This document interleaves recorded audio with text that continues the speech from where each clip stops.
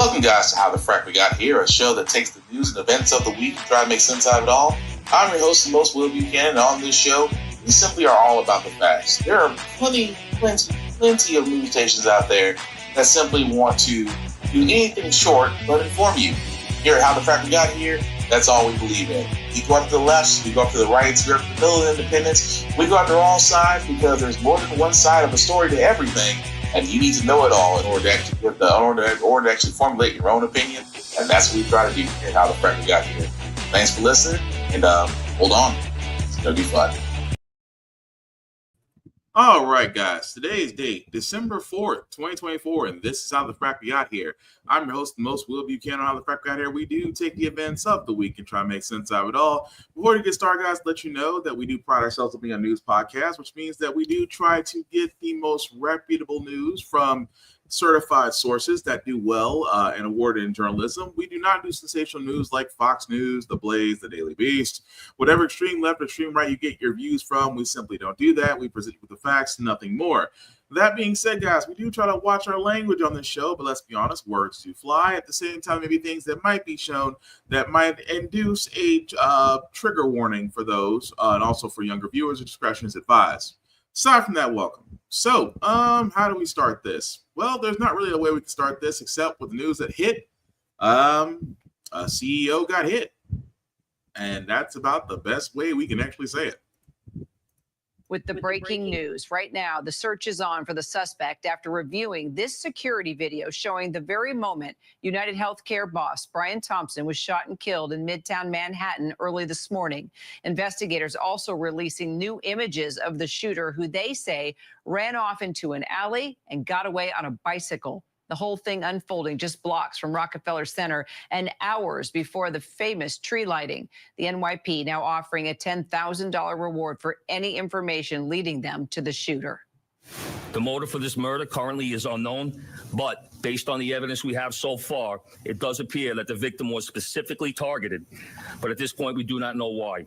This does not appear to be a random act of violence. Joining me from the scene of the shooting is our Morgan Norwood. So we're going to leave it right there because, again, the CEO of a major healthcare corporation has been, well, unalived. That also being said, it's a lot of things the CEO, Brian Thompson, which if you have been on social media, first and foremost, yeah, he was somebody's father. He was somebody's husband. He was probably a friend to some. But to the rest of the world, this is why we say when it comes to CEOs, they're usually very affluent. They're usually financially well set. And more than likely, there's a sinister reason why nobody likes them. In this case, Mr. Thompson is not so different. The reason why? Well, because of a chart like this. What you're looking at here, guys, is the claim denial rates by insurance companies in the U.S. Kaiser Permanente has 7%. Oscar 12, and if we keep going down the list, well, we get to United Healthcare, which, by the way, United Healthcare claim denials, 32%.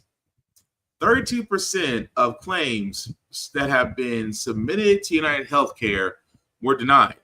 This is also the same company that just reported an $8 billion profit this year.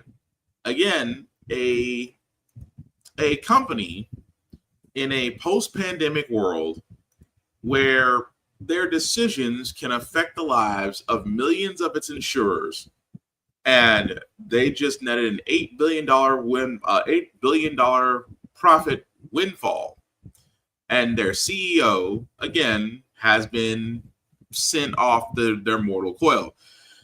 Now, again, this is where some people, and I'm going to be honest, it's going to be difficult to find sympathy because, for a lot of people that look at a CEO, these CEOs basically make decisions.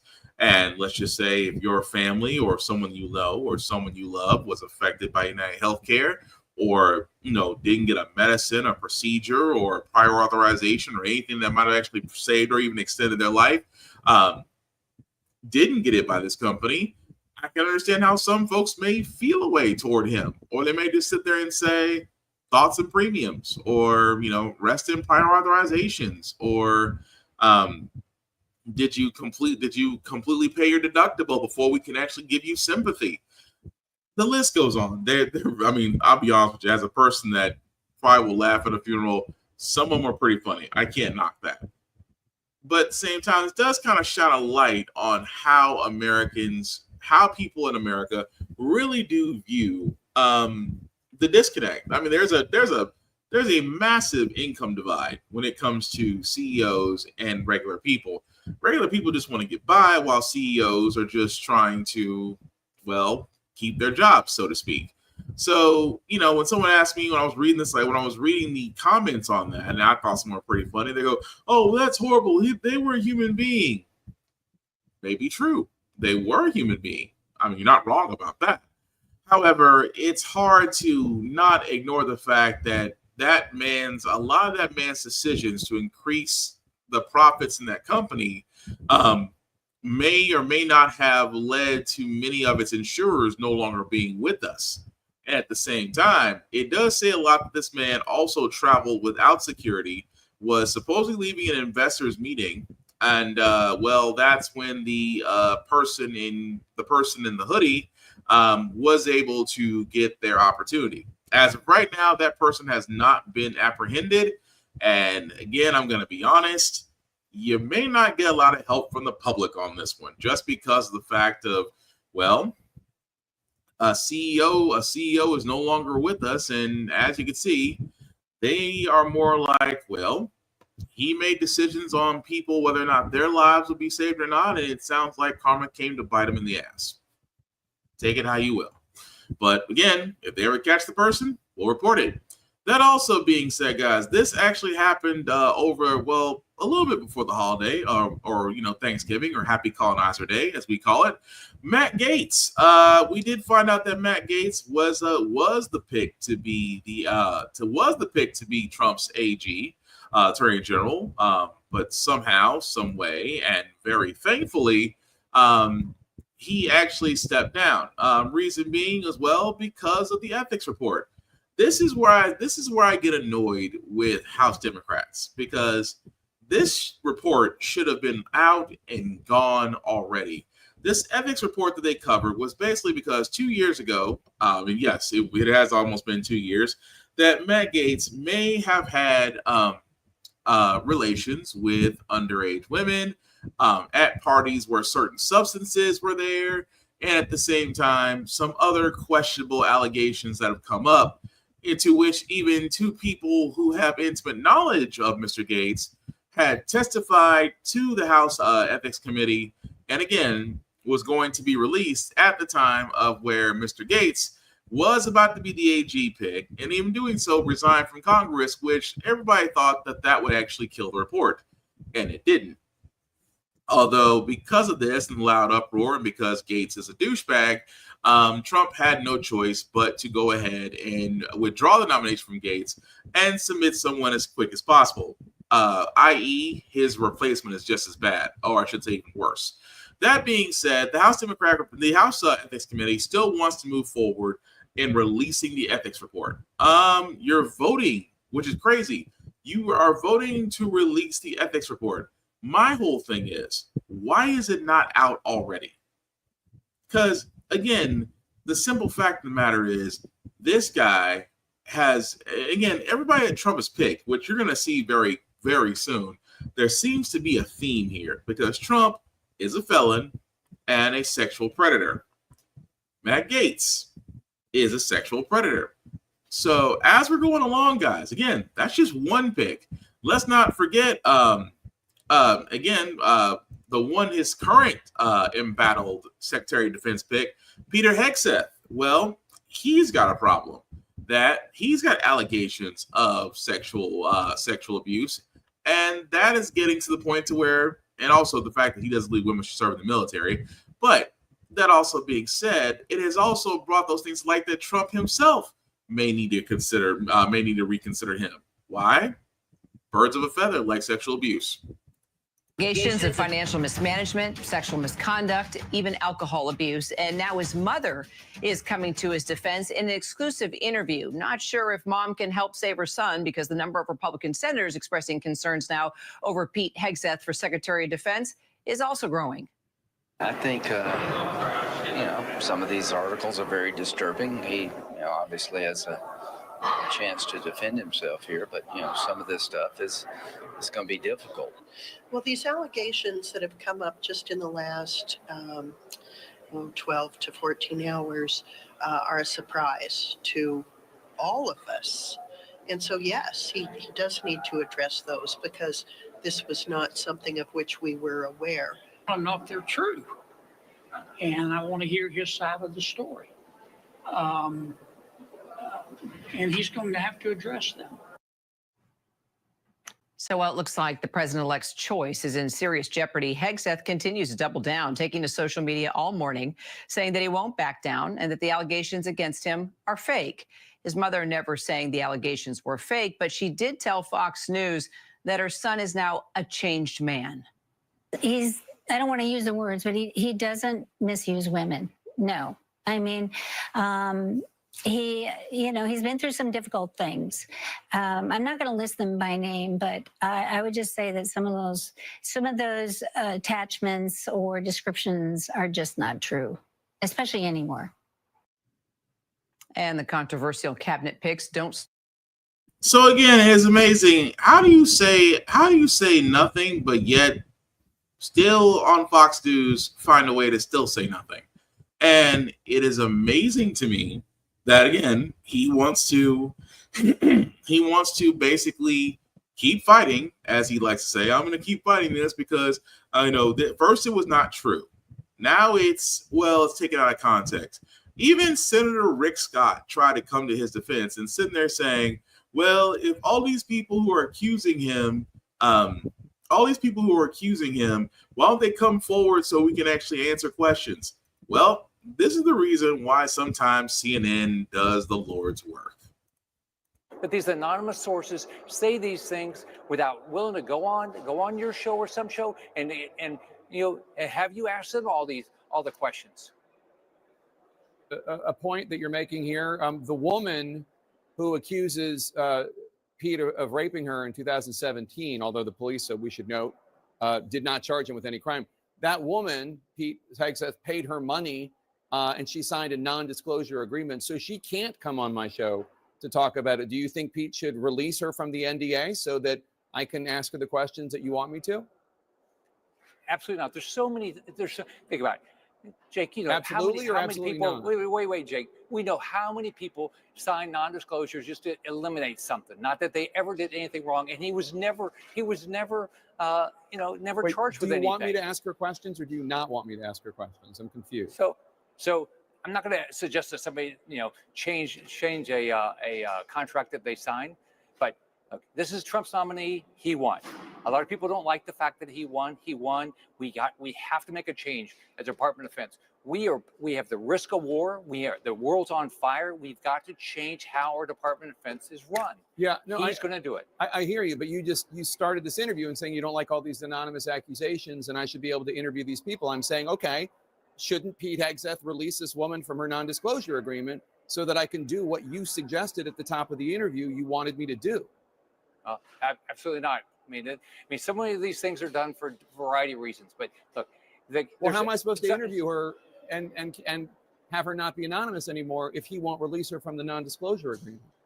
Well, first off, there was an investigation. He wasn't charged.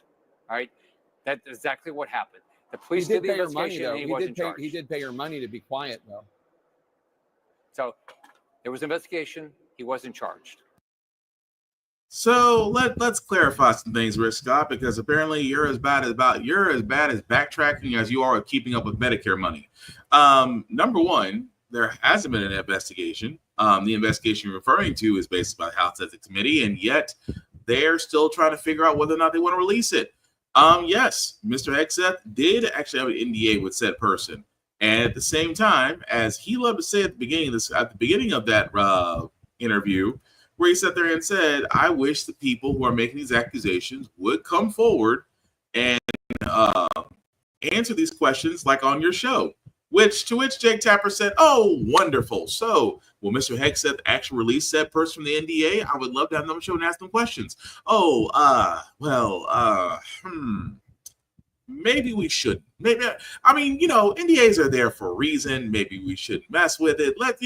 Hey, look, we need him, right? Because we need a strong person there. To really label down, to really hunker down on Trump's economy. And it is amazing how Rick Scott turned around. It was like, oh, let me backpedal as fast as humanly possible. He couldn't backpedal fast freaking enough. At the same time, guys, Rick Scott put himself in a hole. That yes, if these people are accusations, but they're under an NDA. And for all those that don't know, or may not know, when you're under an NDA, there's nothing you really can say without breach of contract. If you breach an NDA, you can be sued, and of course, they can collect damages from it. So if Mr. Hegseth has nothing to worry about, then yes, by that logic, release said people from their NDA and allow them to answer questions. But that would mean that be prepared for whatever comes out of their mouth, because apparently you don't want to sign an NDA twice. That also being said, again, that's his Secretary of Defense. Here's the crazy part out of this was that, say for instance, and of course the Trump team is already panicking because their picks are not going out the way they should, but they're panicking. Why are they panicking? Because again, this could possibly be the second nomination that has to be pulled. Well, actually the third. I'll explain the third one momentarily. But if they did pull Hegseth from Secretary of Defense, you know who potential picks could be? And this is the scary part. That's one. Florida Governor Ron DeSantis is being considered as a replacement to Hegseth for Secretary of Defense. This guy who treated Florida like his own personal backyard. This guy who sat there and single-handedly basically put in the Don't Say Gay law. This guy who single-handedly got African-American AP studies removed for saying that they may be teaching a woke culture.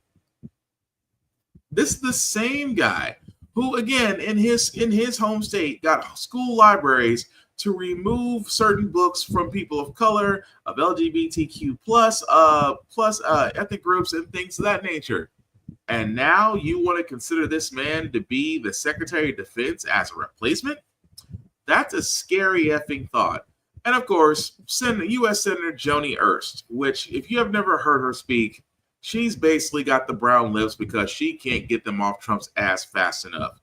Consider her somebody who will do anything that Trump tells her to do with very little back talk. Why?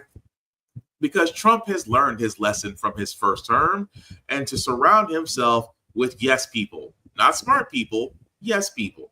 So again, if Hegseth is kicked out, guys, well, that's your two picks. A guy who considers himself a dictator and a woman who basically will just ass kiss her way up to the next position.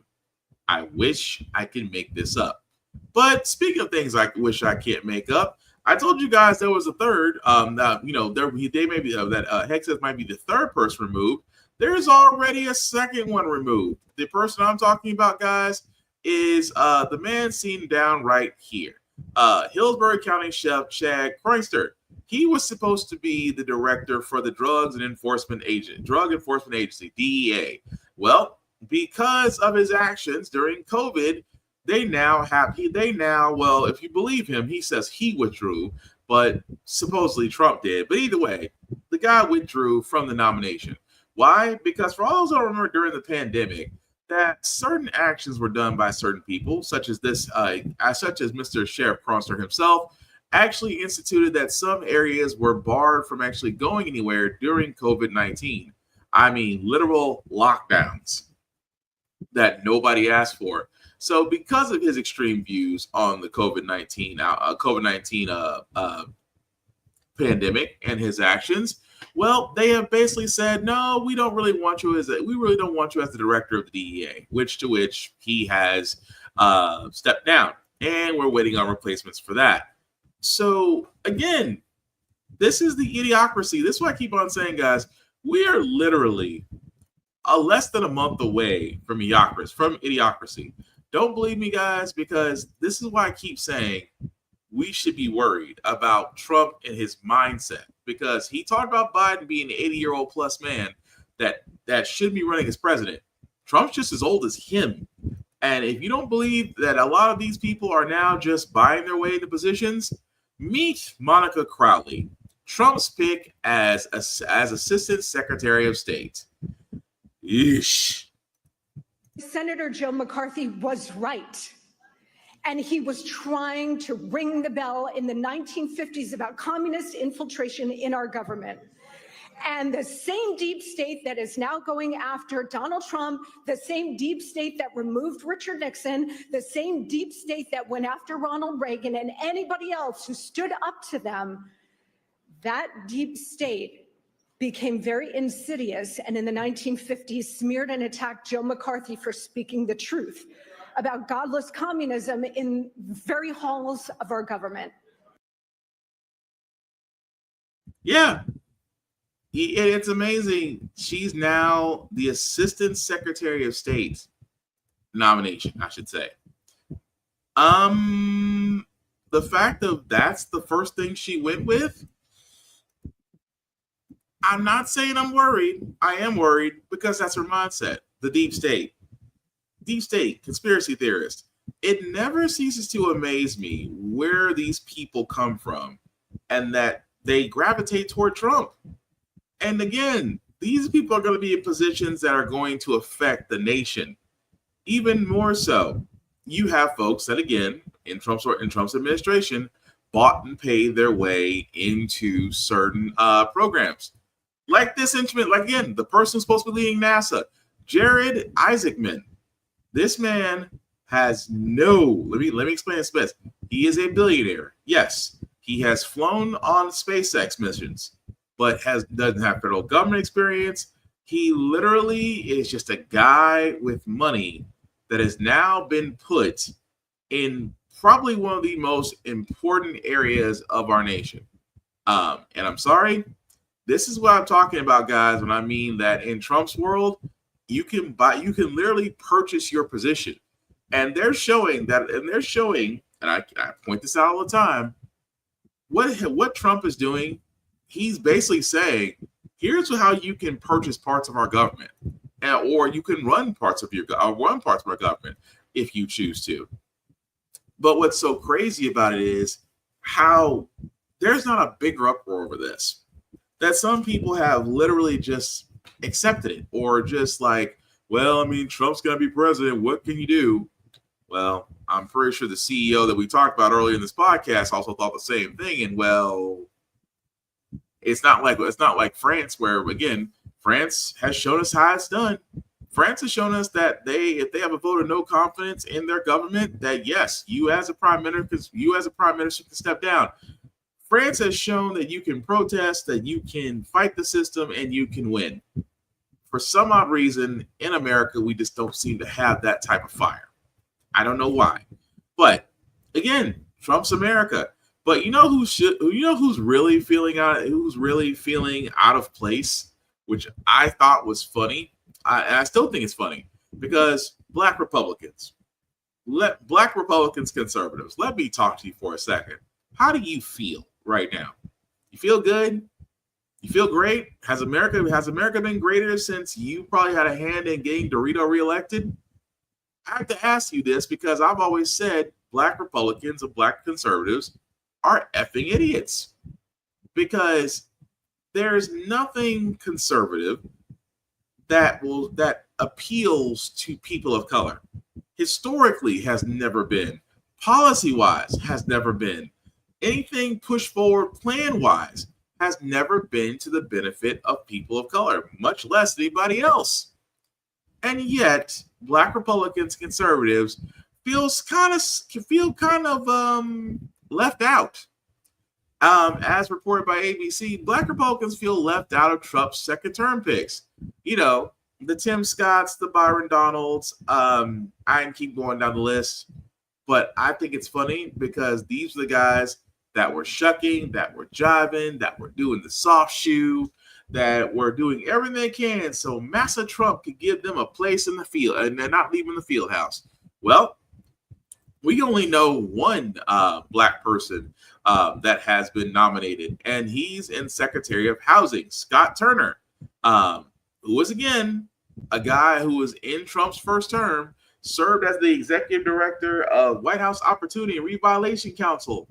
Another word is just saying that helping, trying to connect to black people is really what it is. But that's it. And he's literally the Secretary of Housing and Urban Development. Again, and for all those who don't know historically, that seems to be outside of Secretary of Defense, Secretary of Defense, Mr. Austin, who's still currently serving under Biden right now. HUD has always been like the safe job for black people.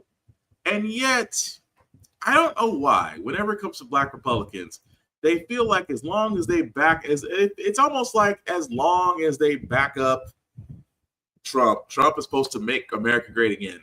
Not forgetting the fact that Trump basically took all the HBCUs administrators and chancellors that actually went to go visit him for a photo op, promising money to HBCUs that never saw a single freaking cent, actually.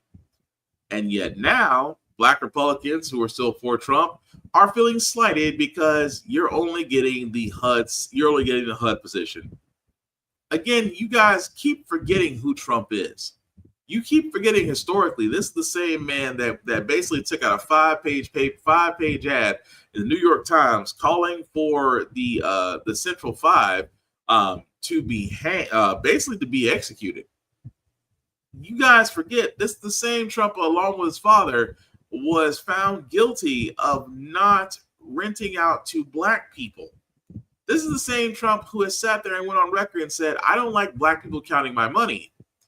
And at the same time, this is the same Trump who basically is racist in every form. And yet black Republicans are feeling slighted. No, you're not feeling slighted. You were used for the soft shoe. And once your part is done, you're back out in the field with the rest of us. Again, what were you expecting from him? But enjoy that HUD position, because that's all you're going to get in Trump's cabinet. Speck of pepper among a whole bunch of mayo. But speaking of things that are mayo, because Republicans are mad, as usual. Republicans are always mad about something. Well, they're mad because the president, Joe Biden, has pardoned his son, Hunter. Again, marking, as you can see there, making history to be the first president to ever grant clemency to his child. Keep in mind, Hunter Biden was basically the Republicans' white whale, or I should say the white whale of the month, because Republicans have went after Benghazi, Republicans have tried to go after Obama's tan suit, Republicans have tried to go after the pullout in Afghanistan under President Joe Biden. So now all they had was Joe Biden's other son, Hunter, a man who may have had some tax dealings, gun issues, and above all else, supposedly a link to Russia via his laptop, which they swear they want to see. But basically, let's be honest, it's one big ass mess. But because President Biden offered him clemency, because again, the president has the ability to pardon anybody, Republicans are still there mad.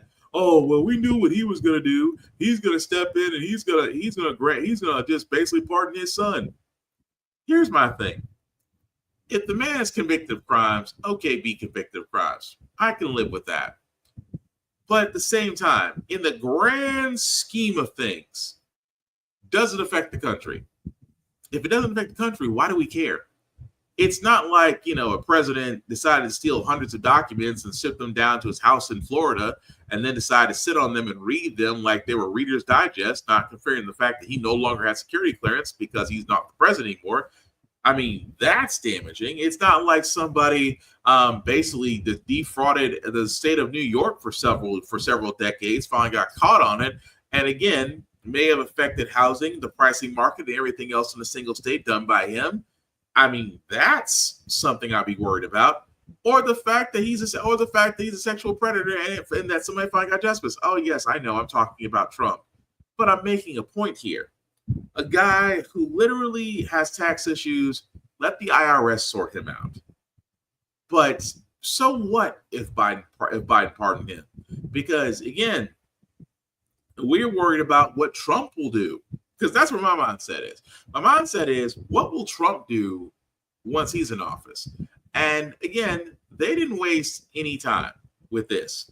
Trump, along with his legal team, decided to ask the judge, after learning of his pardon, to dismiss his criminal hush money case. You know, the case that he was found guilty of, the case that basically made him a felon. He wants that case thrown out because, and this is the reason that I'm going to harp on for a second.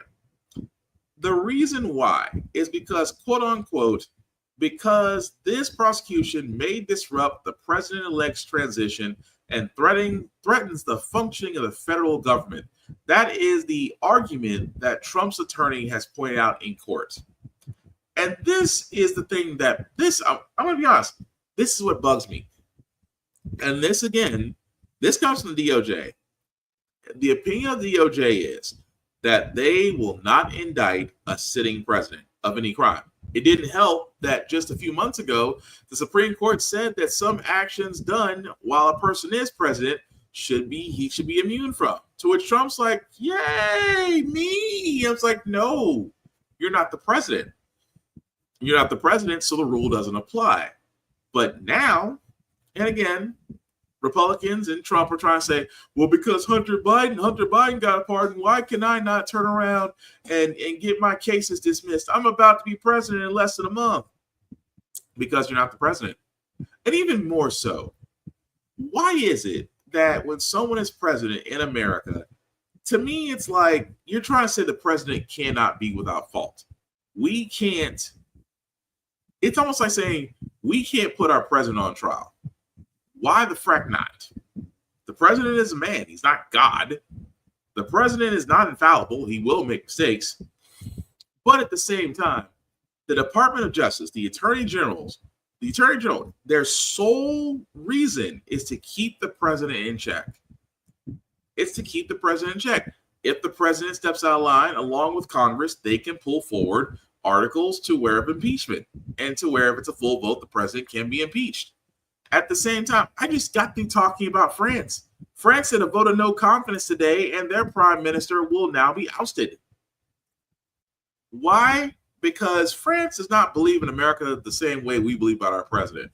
And this is why I say I'm getting a little bit of tyranny of kingship here. Because if Trump does become president, which, again, less than a month away from that mess, how many more times are we going to keep hearing, well, it's the opinion of the DOJ that we cannot indict a sitting president? Trump's attorneys are now trying to go after every one of his cases and get them either thrown out or dismissed. Why? Because they're using that same doggone argument. And that's the problem. The problem is we are basically saying if you're president, you're infallible. If you're president, anything that you've done beforehand can be washed away. And I think that is completely and utterly wrong. This man has 4 other cases, especially the election interference case in Georgia, to which they're trying to get that thrown out.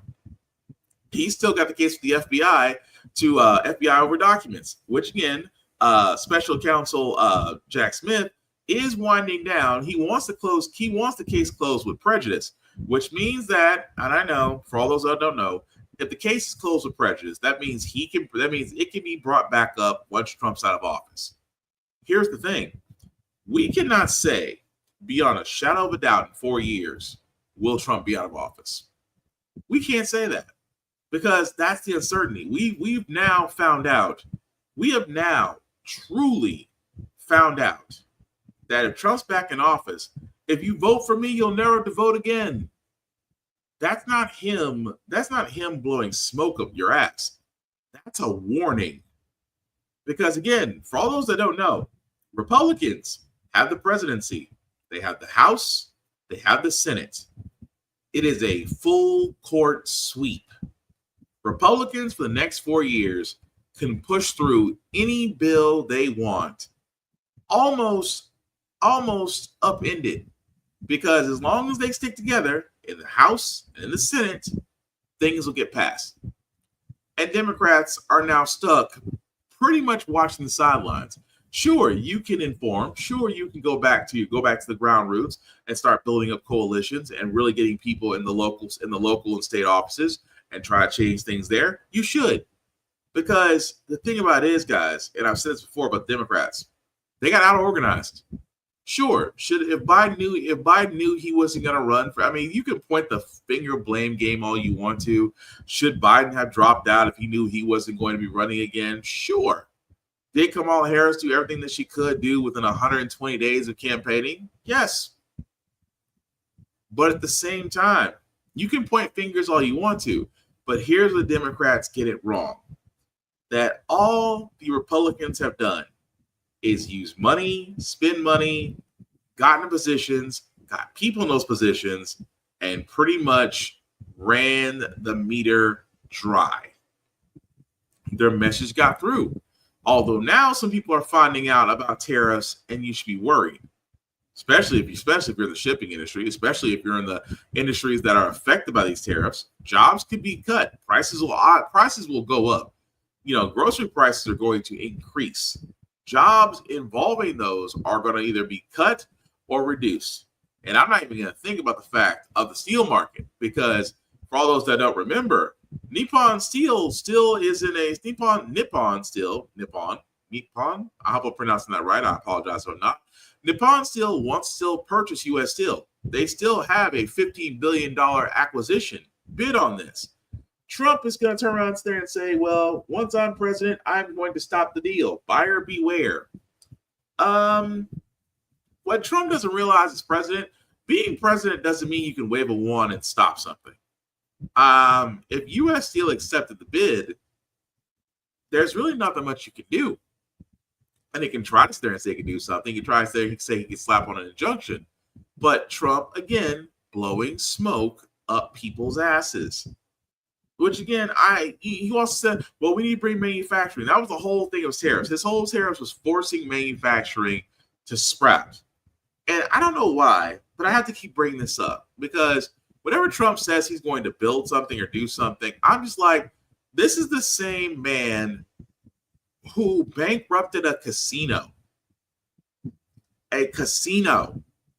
Literally a business is foolproof, designed to bring in money, and he bankrupted it. He bankrupted Trump Airlines. He bankrupted Trump Steaks, Trump Vodka, Trump University. Should I keep going? Every business Trump has had, he has basically ran into the ground. And America's next. So, again, this is why I'm sitting here saying, guys, we are literally less than a month away from idiocracy. Because Trump with a full conservative government has never been good. But for all those that decided they want to vote for Trump, you effed up. You basically, your FO part is definitely coming up once he's signed in. Because they're not just attacking the economy, they're attacking education. Why? Because some people believe that religion should be in schools, especially if you're the Oklahoma superintendent right now, who's going to say something that's going to be, well, kind of funny when it comes to Bible and historical accuracies. Number of states tonight, schools facing a particularly tricky test. How far can you take religion into the classroom? We want our kids to understand American exceptionalism, what made America great. Oklahoma State Superintendent Ryan Walters says schools need to go further.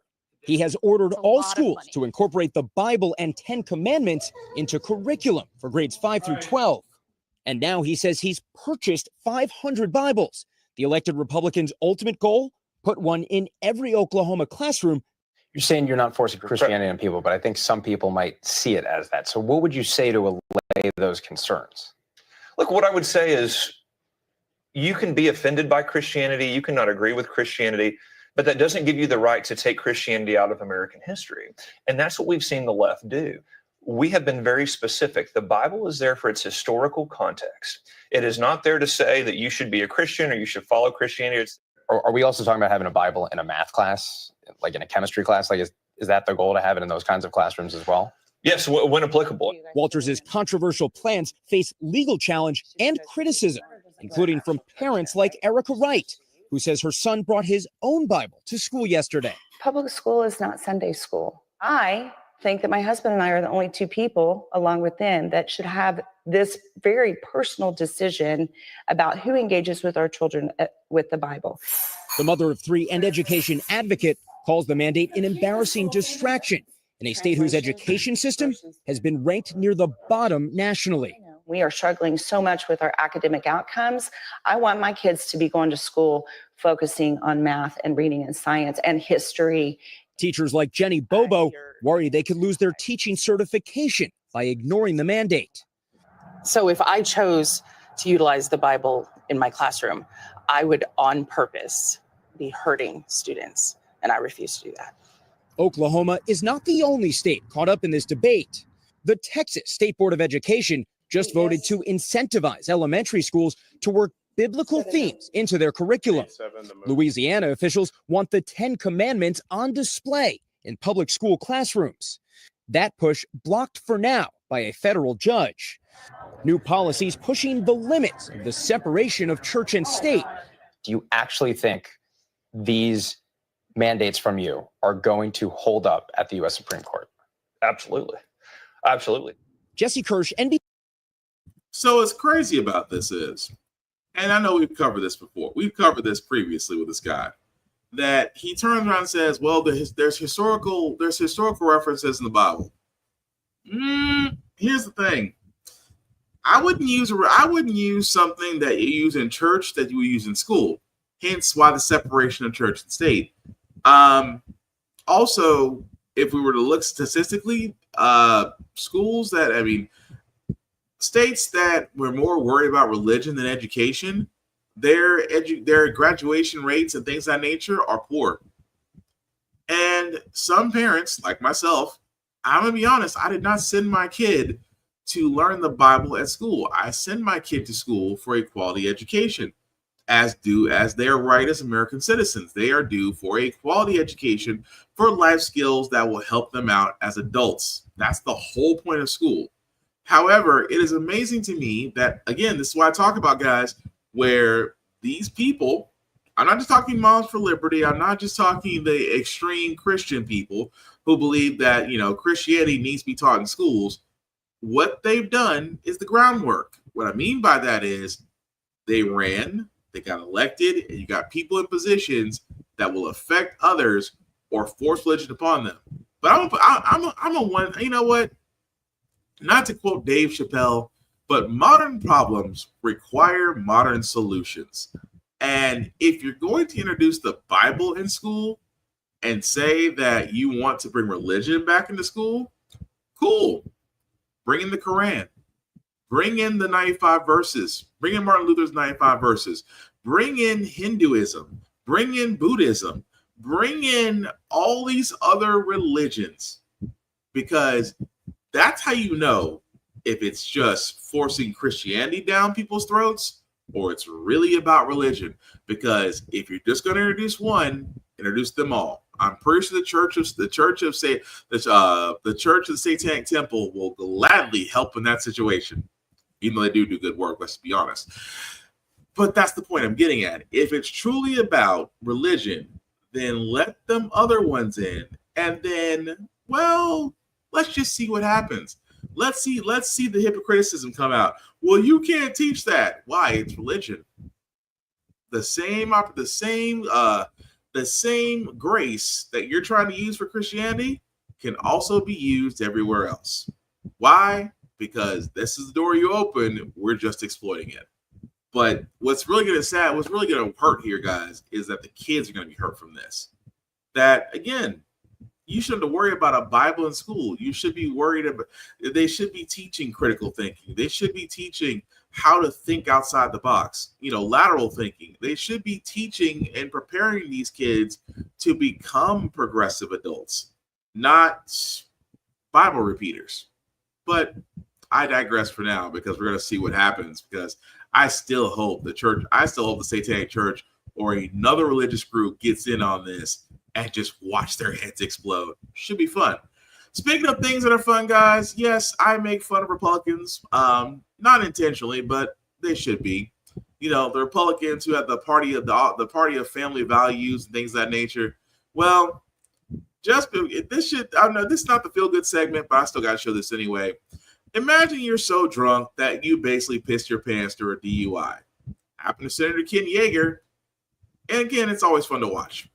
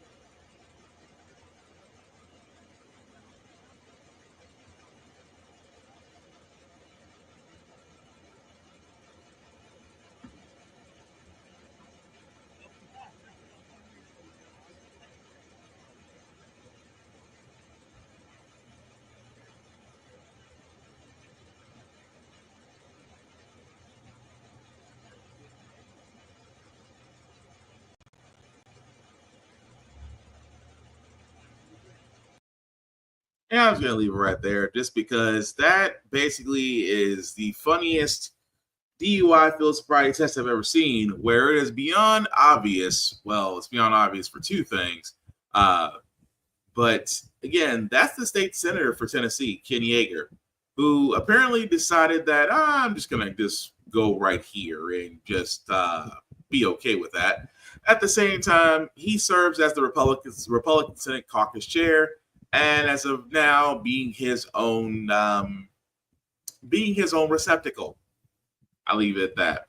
But again, it's not a feel good segment, but I still got to point that out because, well, still funny to me. But speaking of feel good segment, let's get to it, guys. Because usually, how the Frack got here, we usually cover a lot of things that are doom and gloom. Sometimes make you faith in humanity. But hey, it's Wednesday. Tomorrow is Friday, which is Thursday. We want to leave you guys out some good vibrations. So, post-colonizer / Thanksgiving, we do got a nice story about a man who basically stepped in to help someone in need. And now another friendship has happened on Colonizer Day.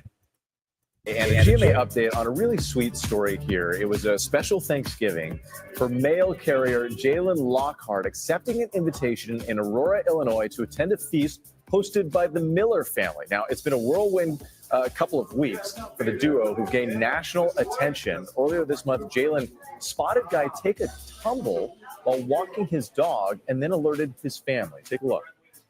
Hello, post office. Is there an older gentleman out that lives here? Yes. He fell down the road there. It's kind of a bad thing this is how I got to know Jalen, but in a good sense, it's a good thing.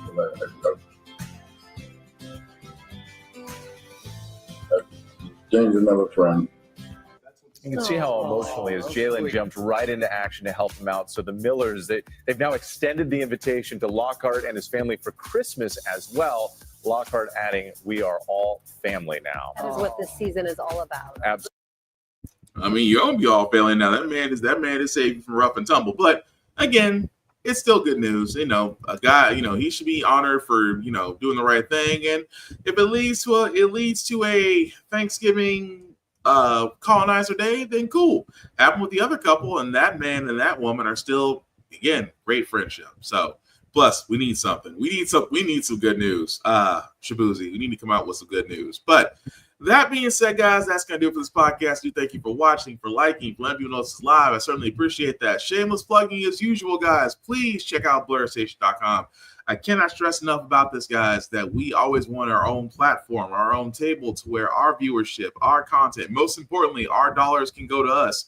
Tubi is great, but Tubi is also owned by the same people that own Fox, and Tubi is now worth well over $100 million, and that's due to our viewership. Those dollars should go back to us, and that's where Blur Station comes into effect. BlurStation.com is where you can go to. Also, if you want to join now, the Join Now button, select Blur's Eye View Offending Membership. Select myself there, Black Spartan. I would certainly appreciate that. It's $10.99 a month to view Blur Station. $10.99 a month. You cannot beat that with a stick. After 36 months, guys, you do have the ability to own a piece of Blur Station. And owning a piece of a media consortium has never been so much easier. But definitely check them out at blurstation.com. Also, another vehicle, guys, always press record or APR TV on the app. Why? Because you can see shows like mine there. And again, another vehicle that is for us and by us to where our content, most importantly, our dollars go to. So definitely check them out. Always pressrecordtv.com or the APR TV on the Roku app as well. But again, guys, support your own, support the content, support the viewership, because again, we cannot do this without you.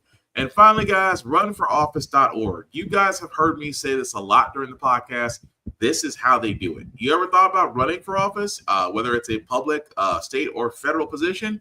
Well, you can actually do that through here. They can actually help you as far as what you need to do to be registered in your state, how to run for it, and again, be a part of the solution and being a public servant. But definitely check out runforoffice.org if you feel so inclined to step off the sidelines and join in being a public servant or working in public office. That being said, guys, you can find me, Black_Spartan615 on the social, guys. The link at the bottom, I'll make that a little bit bigger for you guys to see. If you copy and paste that link into your browser, taking my link to the YouTube and Facebook groups for all of my podcasts. Like, share, and subscribe. A like, and share, and a follow definitely costs you nothing, but means everything. Because simply put, guys, we cannot do this without you. And again, I know that I do talk about a lot about what's going to happen next month. Trump being sworn in, the 118th Congress will also be sworn in. And, well, we know it's not going to be a very pretty sight. That being said, guys, the best thing we can do is organize from the ground up. And hopefully, try to make these 4 years and really try to get through it. It's the best thing that we can do because, again, as we wrap this up, how the Frack We Got Here, it's all about staying informed. We are not trying to reinvent the wheel. We are simply giving you all the information allowing you to make up your own mind, but we do provide a lot of perspective that goes along with it. We do better in society once we're informed, progressive. We move forward. We try to right our wrongs by making decisions now that we should have done back then, like electing our first Black woman into the Supreme Court, electing our first Black woman as Federal Board of Governors. Maybe one day, one freaking day, we can elect a Black woman as the first Madam President. It would be freaking nice. We don't learn from history. We are doomed to repeat it. That's what we keep asking ourselves. Why does everything go about our paycheck? Why are we electing the same, different politicians, but still the same old game in Congress? And most importantly, the Frack We Got Here. Thank you all for watching, guys. Please take care of yourselves. And I promise we'll get through this. Peace.